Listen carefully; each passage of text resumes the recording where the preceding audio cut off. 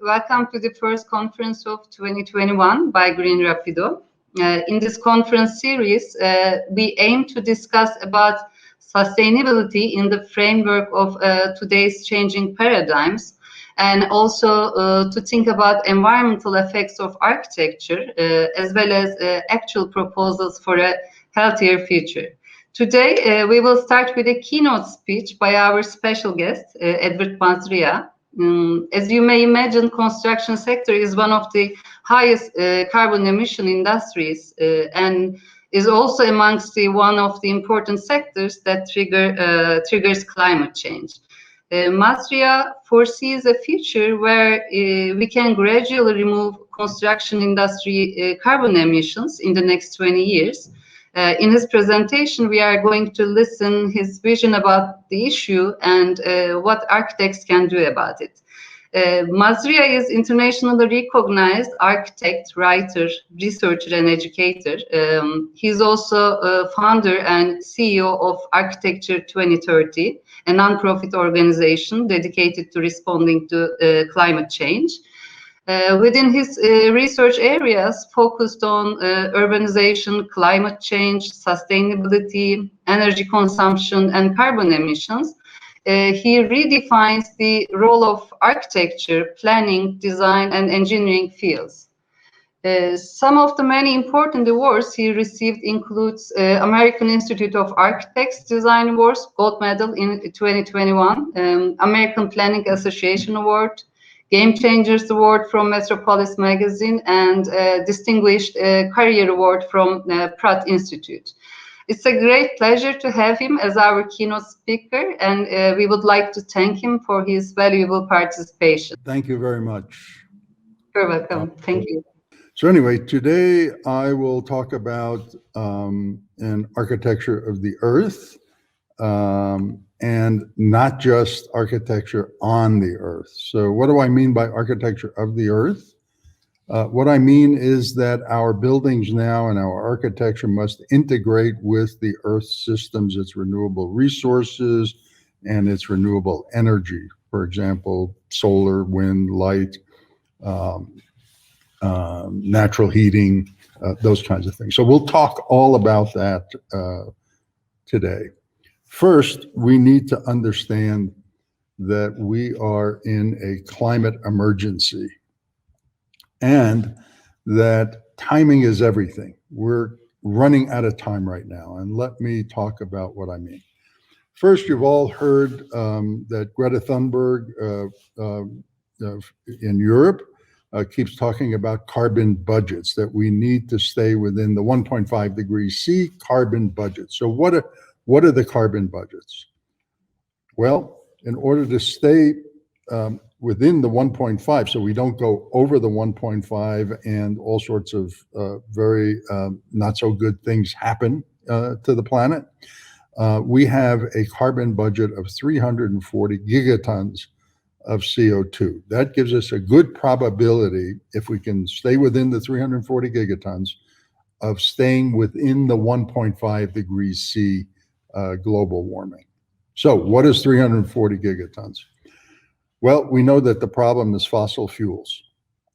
Today, the world emits about 40 gigatons of CO2 a year. So every year, the world puts out carbon CO2 emissions, and they add about 40 gigatons to the world. So we only have 340 left. So what do we have to do? So in order to stay within the 340 gigatons, we need to reduce CO2 emissions, fossil fuel CO2 emissions, 65% by 2030, and get to zero CO2 emissions by the year 2040. If we do that, then we have a good chance of staying at the 1.5 degrees C. So the question is, can we meet the 1.5 degrees C carbon budget? Can we stay within that budget? Can we reduce carbon emissions in the building sector and in the built environment by 65% by 2030, and then zero carbon by 2040? Well, let's talk about that. Okay, this is CO2 emissions, global CO2 emissions. This is how CO2 emissions happen. 28% of that is just operating buildings. That's heating, lighting, cooling buildings, and electricity is 28%. Industry is 43%, but a lot of that, much of that, is building the buildings and building the infrastructure that goes with the buildings, all the cement, all the concrete, all the other materials, the sheetrock, the gypsum board, the lighting systems, the heating systems, all of that falls into that 43%. So a big portion of that goes to, we're responsible for as architects and planners and designers, interior designers, landscape architects. We specify all those materials. So we're responsible for a good portion of the industrial sector. Then you have transportation at 23%. So we're responsible for over half of all global emissions, how we design cities, buildings, and infrastructure. Okay, let's look at Turkey there at your energy consumption by sector. So Turkey falls along similar lines, but in terms of their energy consumption, buildings consume 32%, is the largest consuming sector, is just to operate buildings. 32% of all the energy produced in Turkey goes just to operate buildings. And then 31%, very close to that, goes to industry. And a good portion of that is for building the buildings and infrastructure and streets and roads and utility systems and heating systems and cooling systems and lighting systems and interior finishes. All of that is in industry. So in Turkey also, the building sector and the built environment is responsible for the major portion of all emissions and energy consumption. So this is Turkey's energy supply, and you could see it's mostly fossil fuels, oil, which goes mostly for transportation, then natural gas and coal. Natural gas goes for heating systems, some for electricity generation, coal for mostly electricity generation. And then you could see in the middle, the green, yellow amounts. That's only 14%. So 14.6% of all the energy used and supplied in Turkey is renewable. All the rest is fossil fuels. However, the good news is that 14% of renewables goes just to electricity. So for electricity is somewhat clean. 43% of all the electricity generated in Turkey is renewables, so it's clean. Then you have natural gas, and of course you have coal, which is both coal and gas are not very good. So we need to, in Turkey, we need to get all electricity to be renewables fairly quickly. And then we need buildings. We need to renovate buildings so that they're more efficient, and then electrify all buildings. Don't use natural gas and on-site natural gas and things like that. Electrify, and then if you have clean electricity, then buildings will be zero carbon. Okay, so how do we do all this? Well, there are three parts to the built environment. There's new buildings. When we design them, then they're going to use energy to operate.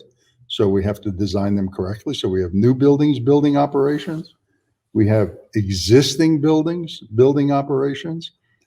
And then, so all the buildings that are out there now are using energy to operate, to heat, light, cool, and to run equipment and computers and cell phones and everything else. And then you have the materials, construction and infrastructure. All of that is called embodied carbon. So we need to deal with those three issues. So let's first talk about building operations. How do we design for zero carbon buildings and built environment? How do we do that? We're the designers, so how do we do this? Well, it's a two-step process. Step one is planning, design, and construction. How we plan, design, and build buildings has an enormous amount of influence in terms of getting to zero. In fact, planning, design, and construction can reduce emissions by 70 to 80% and reduce energy consumption if we design it correctly. And then step two is renewables. So step one, how do we plan design? Well, we don't want urban sprawl. So when we plan buildings, we don't sprawl. We have growth limits, for example, public transportation, so we're not driving cars everywhere. Walkable communities, so we walk instead of get into an automobile, and use energy that way. How we design buildings, how do we orient the buildings? How do we take advantage of passive heating and cooling and night ventilation systems so that use no energy? We can heat buildings without using any energy, depending upon how we do it. And then how we build the buildings, what materials we make the buildings out of, to use low carbon materials, and even use materials that absorb CO2 to make them, and then use them in the construction, so that we actually take CO2 out of the atmosphere. So if we do those things that we know how to do, we can get 70 to 80% reduction. Then step two, the other 20 to 30%, is using the renewables, because buildings will need energy. Everything takes a certain amount of energy, but we want that energy to come from renewables. So that's everything from solar panels on buildings, building integrated solar, utility scale solar, hydroelectricity. All of those things then make up the other 20, 30%. And in that way, that two-step process, we get to zero carbon buildings and a built environment. Okay, so how do we do all that, right? Well, we know a lot about how to do that, and we've taken all of that information and put it into what we call the 2030 palette. You can go online, 2030palette.org, and it'll have all this information. Everything from how you lay out a region, growth boundaries, how you, organize a city, a district, for example, within a city, a neighborhood. What's the street layout? How do you look at the site, sustainable sites and vegetation? And how do you design a building?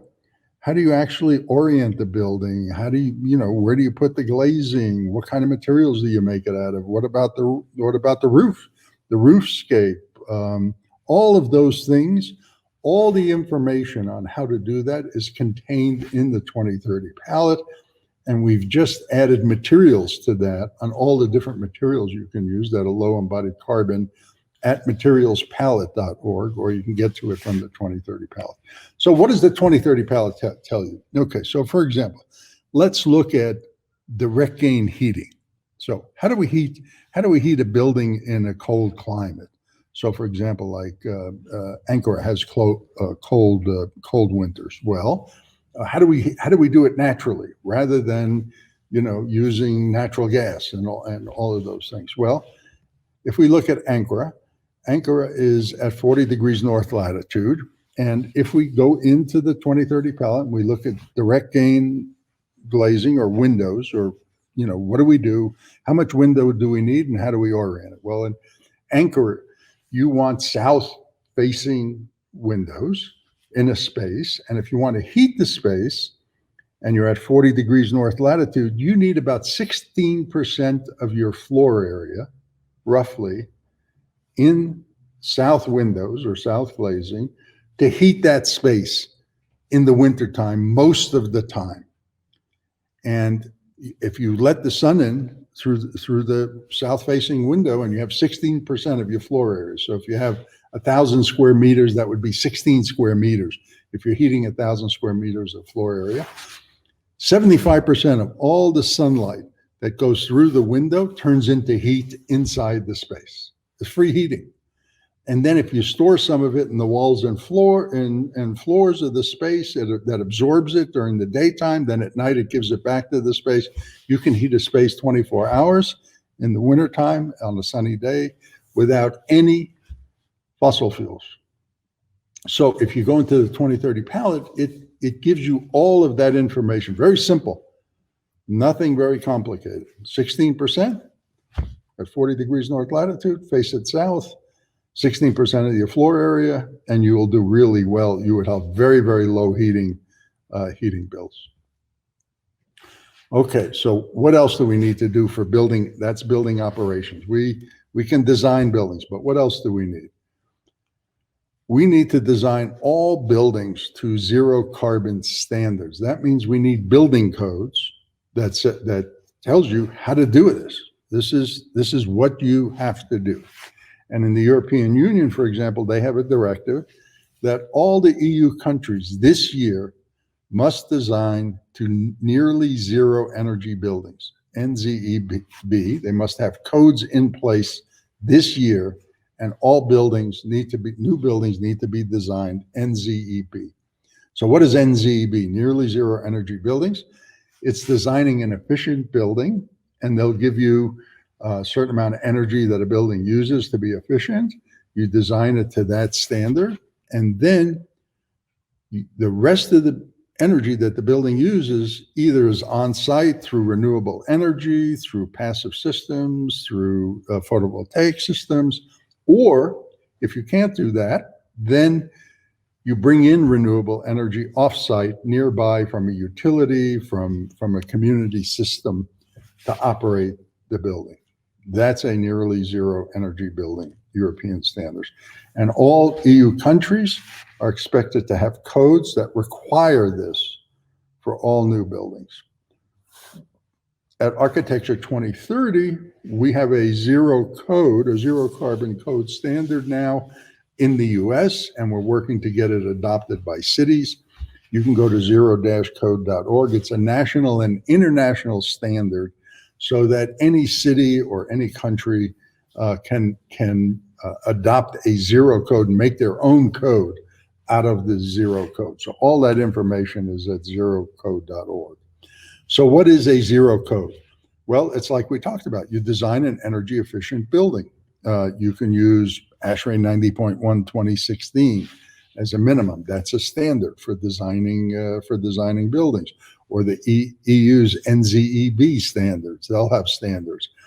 So you design an efficient building, and then you add what you can on-site renewable energy, and what you can't do for the rest of the energy that a building will need, you go off-site and you get renewable energy, wind, solar, hydro, like you saw on the grid. You add new renewables every time you build a building. You don't use fossil fuel energy. That's what the zero code does. And zero carbon buildings, any size, any shape, you see them all over the world. That's in the US. This is in Norway, for example, zero carbon. This is in Canada. So every building can be a zero carbon building. And in fact, even old buildings, this one was renovated to be zero carbon in the US in Colorado, a big federal courthouse. So what about all those existing buildings like that? How do we get all the buildings that are already built, that we're not designing, but that are already built to zero carbon? Well, we discovered something really interesting. This is an aerial view of New York City. And in those red circles, those are very, very, very big buildings in Manhattan. They're huge skyscrapers. Those big buildings in just that small area in New York, the rest of that is all New York City, is small buildings all over. Those big buildings represent only 2%, less than 2% of all the buildings in New York, a very small handful of very, very large buildings. And those buildings are responsible for 48% of all the emissions in New York City, 48%. So a very small number of buildings are responsible for almost half of all emissions. And if you go around the world and look at cities, you see the same thing. In Chicago, there are very, very big buildings along the waterfront, and then miles and miles and miles of small buildings. Same thing in Spain, some huge buildings, and then hundreds of thousands of small buildings. You see the same thing in Istanbul, some very, very large buildings with lots of square footage and floor area that use lots of energy, and then miles and miles of small buildings. Same thing in South Korea and Seoul. Same thing, and look at Nagasaki along the water, those huge buildings, and then miles and miles of small buildings. And the same thing in Sydney, Australia. So those big buildings, you can require them to upgrade their efficiency, use only electricity, and then use renewables either on site or import new renewables from off site. In that way, they get to zero carbon. So what we say is, for all the big buildings, require them to get to zero carbon by 2030. Require them to be a little more efficient, electrify, and use only renewables. You get to 50% of all emissions that way with a very small number of buildings. Then you can focus on all the hundreds of thousands of other buildings that are responsible for 50% of all the rest of the emissions. Only give them longer, because there are so many buildings. You give them 20 years. They're usually going to renovate by them, or somebody's going to sell their building to somebody else. They're usually small housing. They come in for a change. They're going to upgrade. You require them to go to zero carbon as soon as they do any of those things. In that way, you get it. The entire building sector by 2040 will be zero carbon. So you need to put in place legislation to do that. Okay, so how are we doing? So let's look at that. So this is the US, right? Let's look at, this is GDP, which is our economy. You can see from 2005, we had a little bit of a recession in 2007, 8, and 9, and then the economy took off and grew by 26%. So the US economy was very strong all the way to 2019. And because the economy is strong, we do lots of buildings. So we built, during that period, 4.4 billion square meters of buildings we added in the US to our total building stock, a lot of floor area. So you would expect, adding all those buildings, our energy consumption in the whole sector would go up, because now you have a lot more buildings. Well, let's see what happened. What happened is really interesting.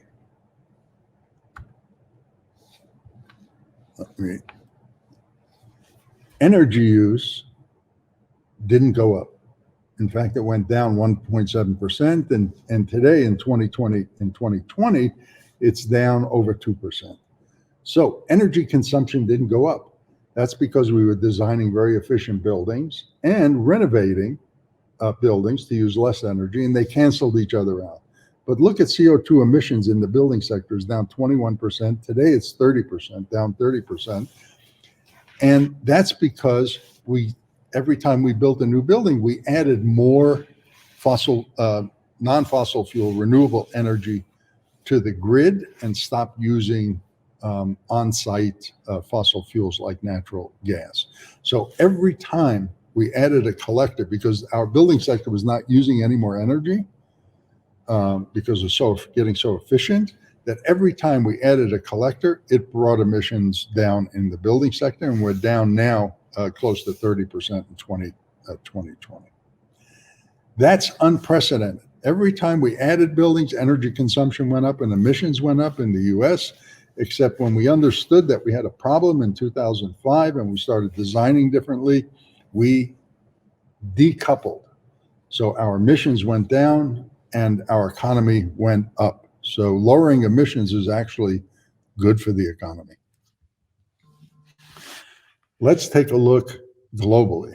Globally, you can see GDP going up and floor area going up. We've added 23 to 30% GDP.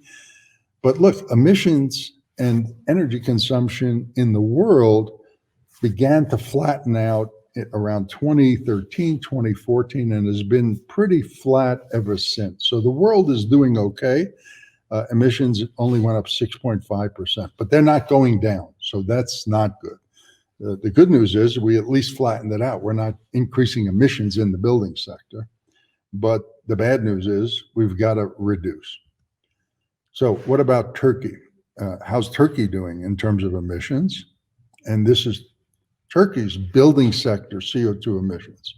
So Turkey went up 22% in CO2 emissions. So Turkey needs to then, in order to flatten out, it needs to implement a zero carbon code like the rest of the EU, and beginning to take place in the US, and then renovate buildings and change over its electricity sector to more renewables.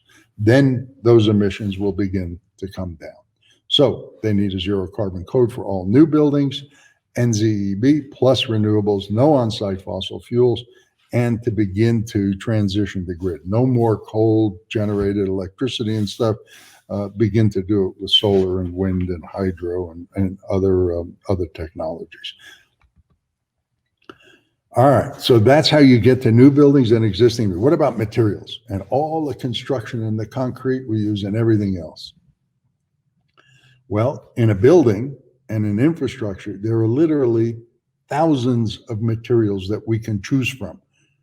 Different kinds of steel, brick, cement, piping, clay products, flooring, gypsum board, concrete block, lighting systems.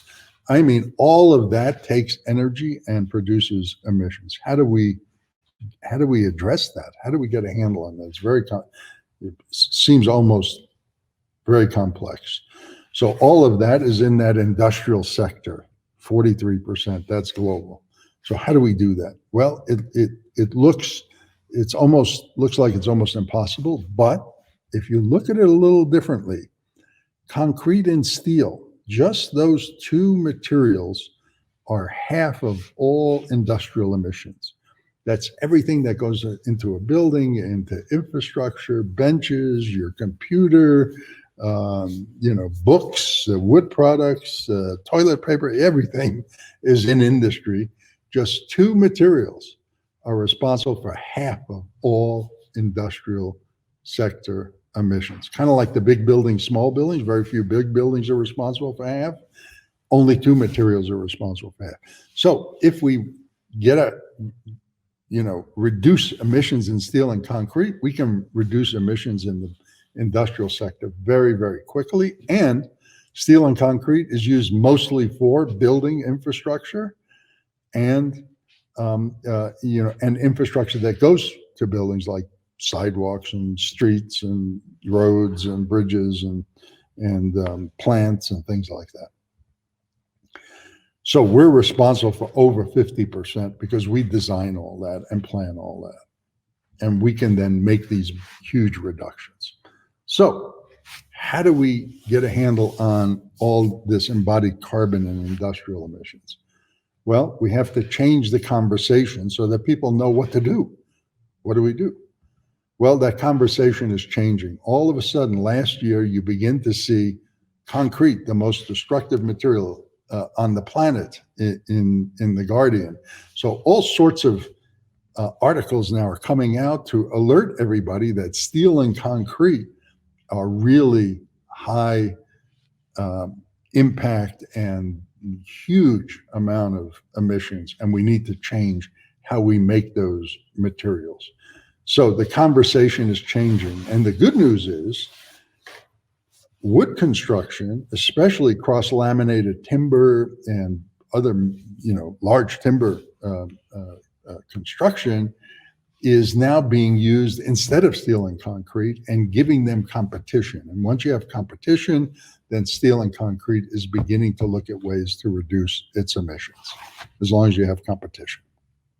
So now what? Well, what we can do is when we design and plan, reuse, reduce, and sequester.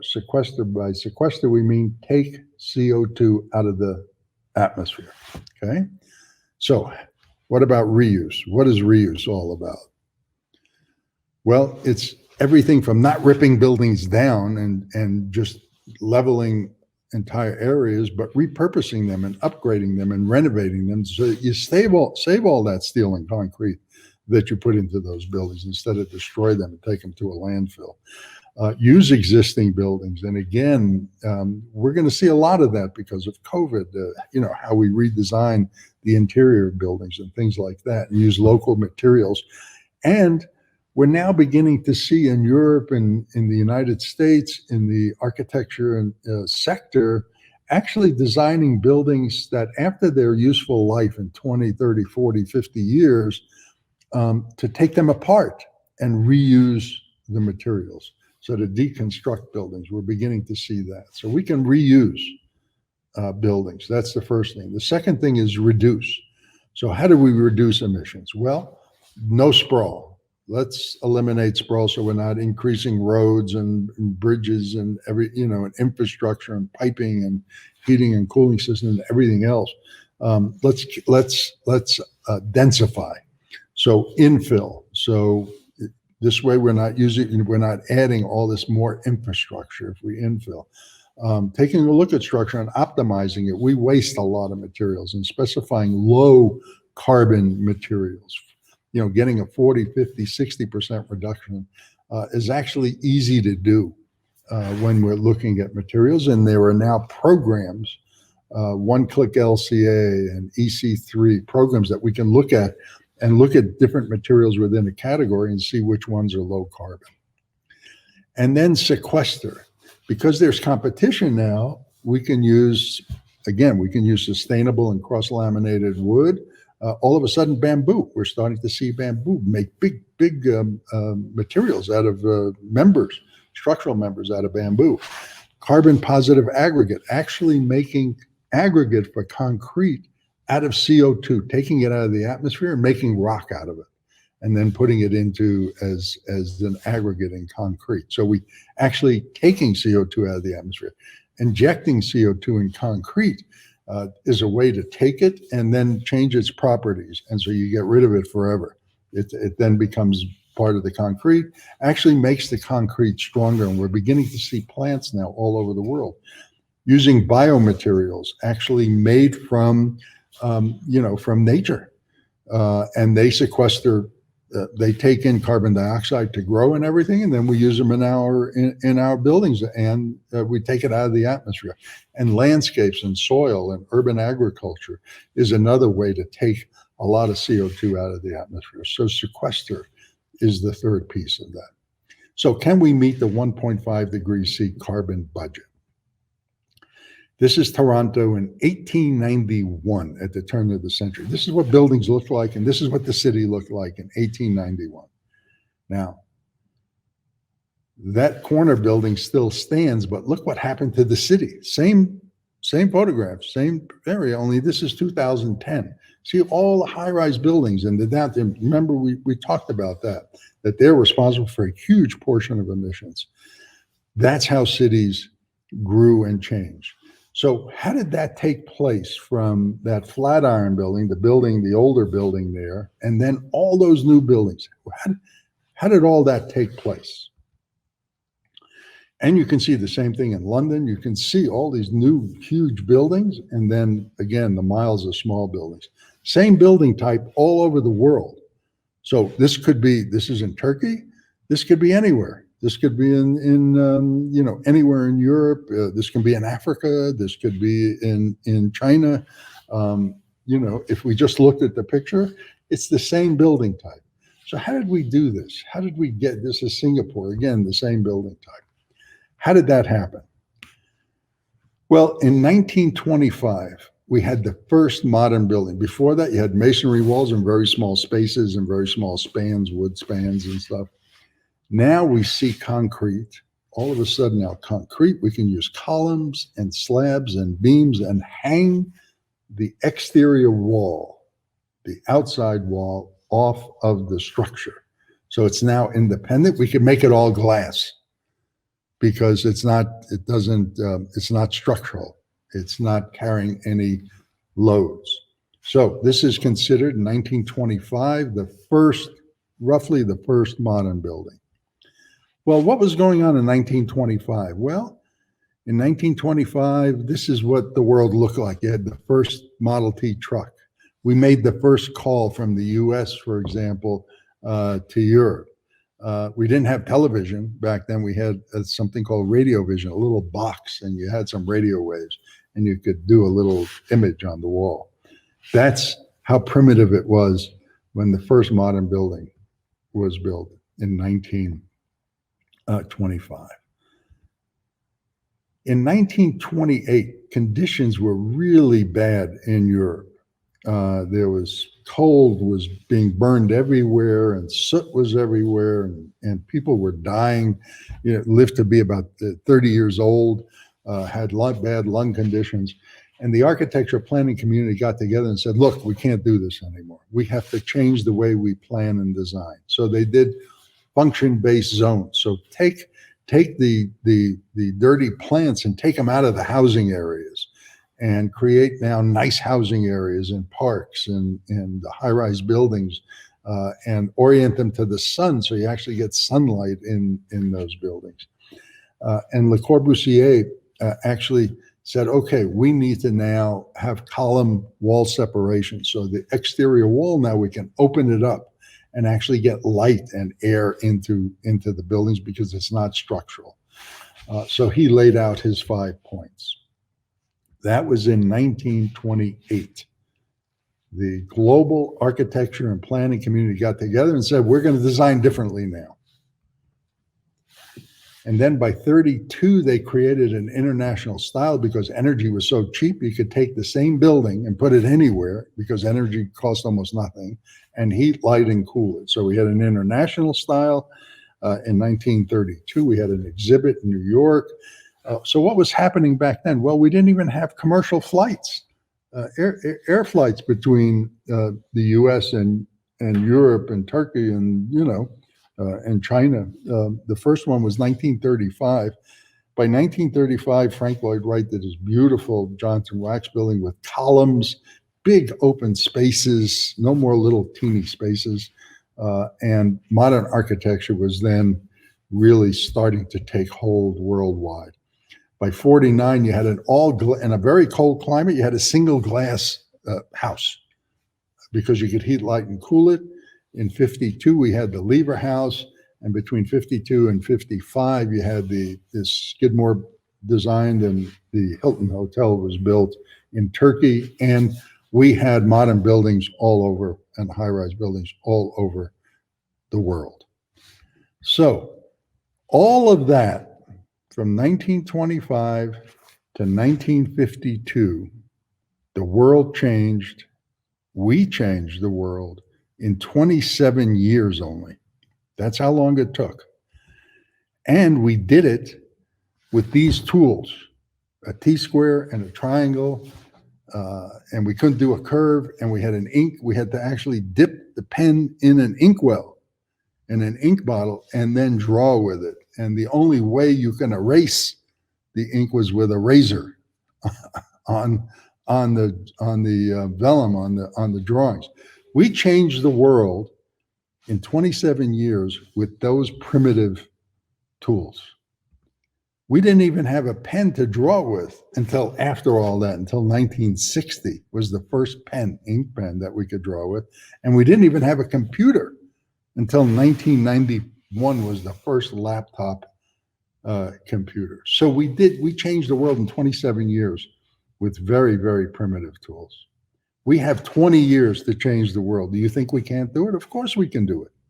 Not only that, solar energy is now the cheapest electricity in history in the world.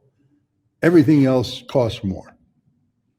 And battery power now to store that electricity so you can use it at night, on cold days, on cloudy days, and everything, that cost is plunging dramatically and is now cost competitive with fossil fuels and is going down. So fossil fuels is not going down, but solar and battery power and wind and all the other renewables are plunging, are going down in cost, and are now less cost than fossil fuels. In fact, in China, it's cheaper to now, rather than buy the electricity, dirty electricity from the grid, put your own solar system on. It's cheaper, costs you less every month.